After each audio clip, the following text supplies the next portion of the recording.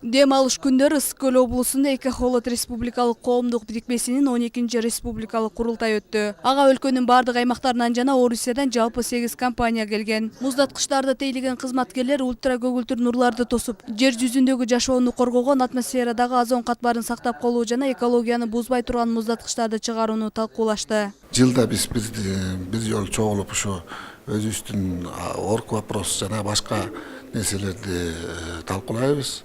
Кыргызстандын ар тарабынан келген, 7 областан келген адистери бар.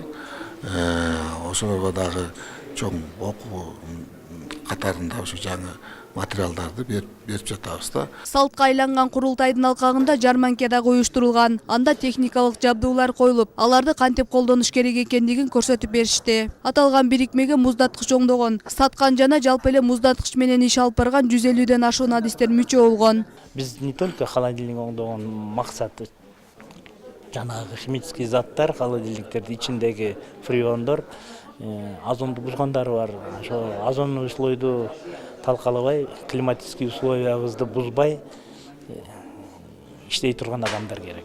Основной максатыбыз, чынын айтканда, грамотный специалисттерди, чтобы булар бүт баары не только бизге, но и биздин потомстволорго да климатический условияларды бузбай калдырыш керек. Муздаткычтарды тейлеген кызматкерлердин жолугуп тажрыйба алмашуусу 12 жылдан бери өтүп келет. Буга чейин өлкөнүн түштүк аймактарында жана Бишкек шаарында өткөн. 2 жылдан бери Кыргызстандын бермети болгон Ысык көлүнүн жээгинде чогулушууда.